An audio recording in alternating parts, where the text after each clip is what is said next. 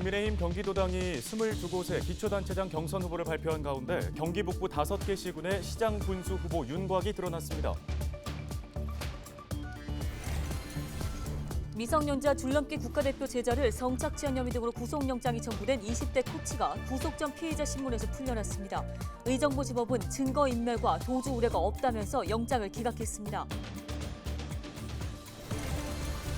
의정부시가 의정부 경전철의 무임승차 혜택에 따른 손실분을 국가가 보전해달라고 요청했습니다. 의정부시를 비롯해 전국 지자체 13곳은 공동 건의문을 윤석열 정부 인수위원회에 전달했습니다. 한국은행의 기준금리 인상 결정으로 부동산 시장에 찬바람이 불 것으로 예상되고 있습니다. 전문가 연결해 자세한 이야기 들어보겠습니다.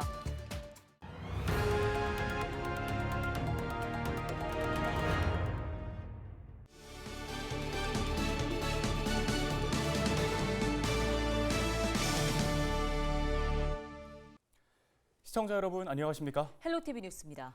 국민의힘 경기도당이 22곳의 기초단체장 경선 후보를 발표한 가운데 경기 북부 5개 시군의 시장 군수 후보들의 윤곽이 드러났습니다. 현역 군수로 재선에 도전했던 김광철 연천 군수가 컷오프된 가운데 의정부와 양주, 동두천과 연천은 3인 경선으로 또 포천은 5인 경선으로 확정됐습니다. 김호 기자입니다. 국민의힘 의정부 시장 후보를 뽑기 위한 경선에는 구구의 현 의정부 시의회 부의장과 김동근 전 경기도 행정 2부지사, 임호석 현 의정부 시의회 국민의힘 대표의원 등 3명이 선택을 받았습니다. 5명의 예비 후보 가운데 강세창, 유진영 두 후보는 1차 컷오프를 통과하지 못했습니다. 양주시장 경선 후보에는 출사표를 던진 7명의 예비 후보 가운데 3명이 1차 컷오프를 통과했습니다.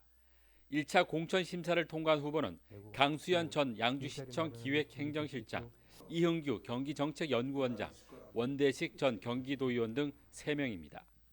열심히 일하고 시민들을 위해서 최선을 다하는 양주시를 만들 수 있는 사람이 나름대로 제가 조직을 잘 알고 우리 공무원들을 잘 알기 때문에 제가 적임자가 아닌가. 지역 발전을 위하여 보고 느끼면서 준비하였습니다. 이제 획기적인 발전을 위해선 저 이은규와 같은 넓은 시야와 경험이 바탕이 되어야 한다고 생각합니다. 94년 입당하여 당명은 바뀌어도 단 한 번도 당적을 바꾼 적이 없는 정통 후보입니다. 전 단 한 가지만 바라보았습니다.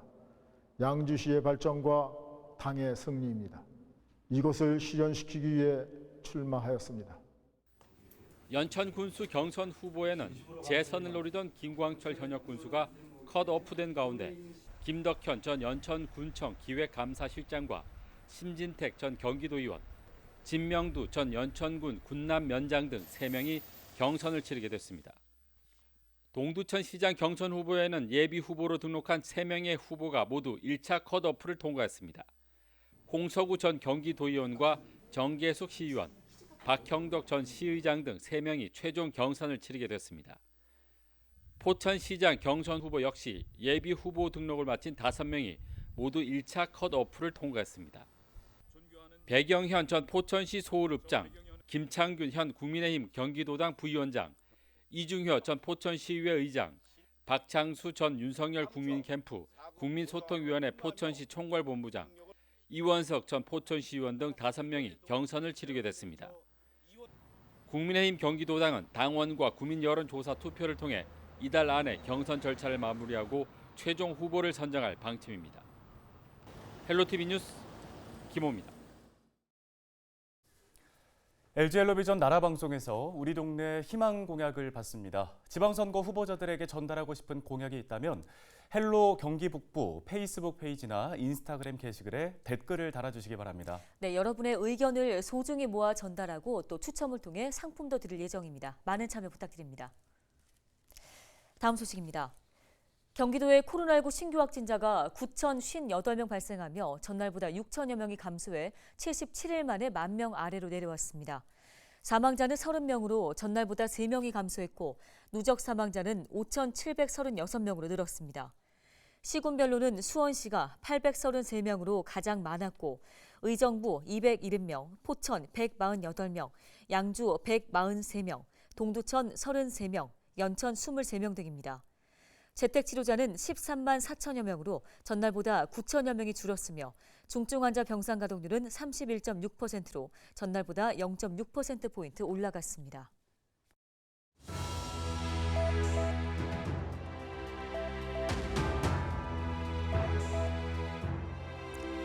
2년 넘게 최고 단계의 감염병이었던 코로나19가 25일부터 한 단계 하향 조정됐습니다.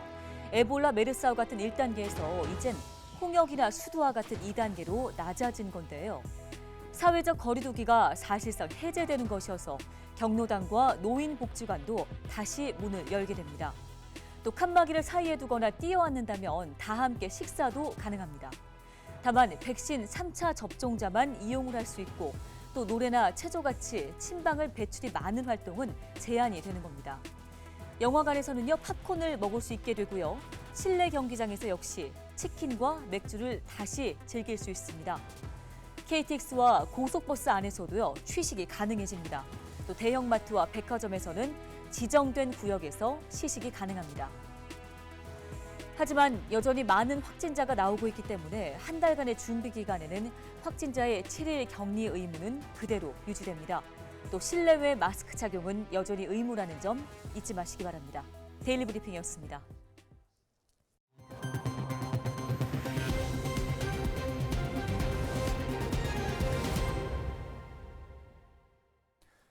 미성년자 줄넘기 국가대표 제자를 성착취한 혐의 등으로 구속영장이 청구된 20대 코치가 구속 전 피의자 신문에서 풀려났습니다. 의정부지법은 아동복지법 위반 혐의 등으로 구속영장이 청구된 20대 코치 A씨에게 증거인멸과 도주 우려가 없다면서 영장을 기각했습니다. 앞서 경찰은 A씨가 중학생인 피해자 B양에게 지속적으로 정신적 학대를 가해 성관계를 맺은 것으로 판단하고 구속영장을 신청했습니다. 이에 대해 A씨는 제자 B양과 연인 사이이며 합의하에 성관계를 가졌다고 주장했습니다. 구속영장 기각에 따라 경찰은 사건을 재검토한 뒤 보완 수사해 구속영장을 재신청할지 수사를 마무리하고 불구속 송치할지 여부를 검토할 방침입니다. 의정부시가 의정부 경전철의 무임승차 혜택에 따른 손실분을 국가가 보전해달라고 요청했습니다. 의정부시를 비롯해 13개 광역 기초자치단체로 구성된 전국 도시철도 운영지자체협의회는 법정 무임승차 손실에 대한 국비 보전을 요청하는 공동 건의문을 채택했다고 밝혔습니다. 협의회는 이번 건의문을 윤석열 정부 인수위원회에 전달할 계획인데요. 협의회는 인구구조 노령화로 앞으로 무임 손실분이 확대될 것이기 때문에 정부가 무임 손실에 대한 국비 지원을 더 이상 미뤄서는 안 된다는 입장입니다. 안병영 의정부시장은 서울, 부산 등 대도시뿐 아니라 의정부와 용인, 김포 등 기초자치단체 역시 정부 대신 도시철도 무임 손실을 감내하고 있어 재정적인 어려움이 크다며 2,500만 이상의 국민이 수용하는 도시철도의 지속 가능하고 안전한 운영을 위해 관계부처의 전향적 결정이 절실하다고 밝혔습니다.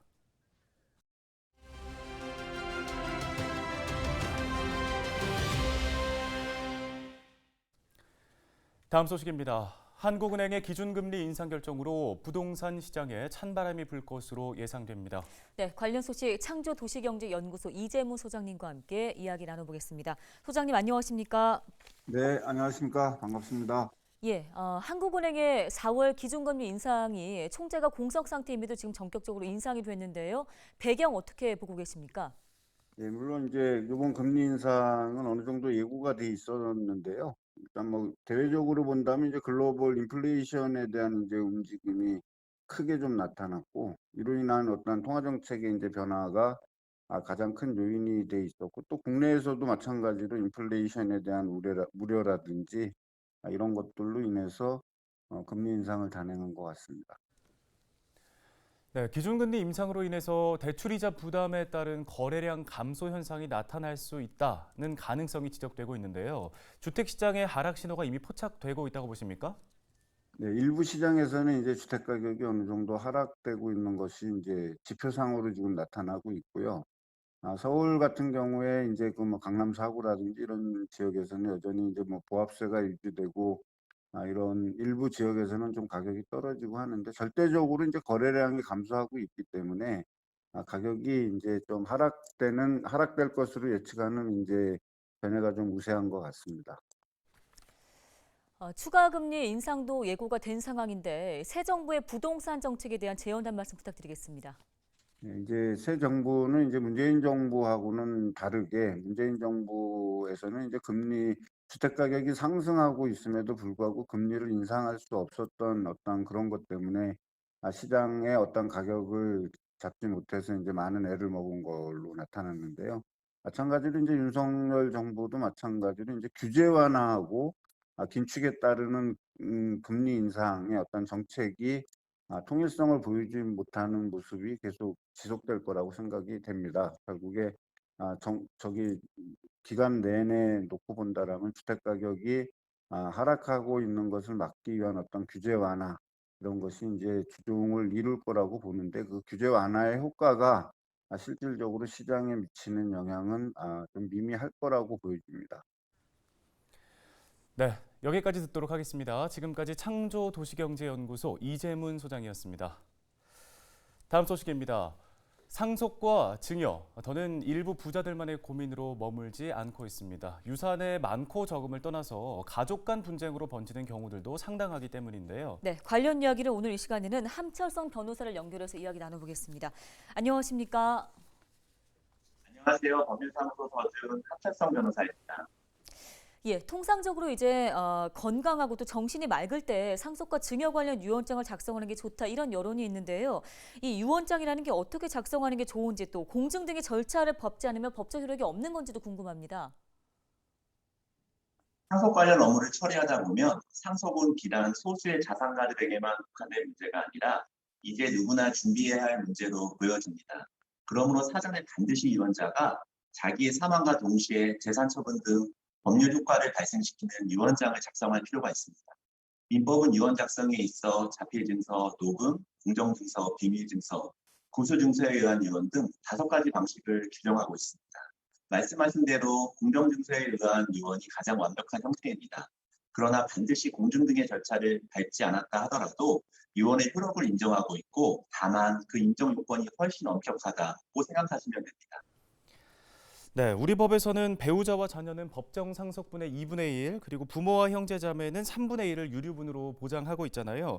유언장을 미리 작성한 경우에는 이 법을 꼭 지킬 필요는 없는 게 아닌가 싶은데 어떻습니까?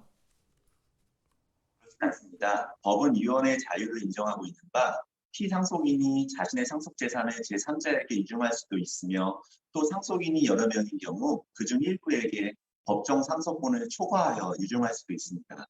그러나 민법이 규정한 유류분 제도는 피상속인의 유증이나 증여가 있더라도 상속 재산 중 최소한의 법정 비율은 반드시 상속인에게 유보되어야 하는 최소한의 몫을 말합니다. 즉 유류분 제도는 유언의 자유와 친족에 의한 상속이라는 2가지 원칙의 타협인 것입니다. 네, 상속과 증여 간에 또 이제 그 사이에서 고민되는 문제가 자녀가 재산을 잘 관리하지 못해 탕진하거나 아니면 증여 계약 후에 부양 의무를 제대로 이행하지 않을까 하는 걱정인데요. 솔루션이 있다면 어떤 게 있을까요? 사전에 자식한테 증여 계약을 했는데 수증자인 자녀가 부양 의무를 제대로 이행하지 않는 경우 증여자는 망은행위로부터 6개월 이내에 증여 계약을 해제할 수 있습니다.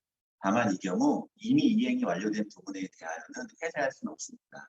또한 요즘에는 유언대용 신탁을 많이 활용하는데 유언대용 신탁이란 고객이 금융회사에 자산을 맡기고 살아있을 때는 운용 수익을 받다가 사망 이후 이리 계약한 대로 자산을 상속, 배분하는 계약을 말합니다.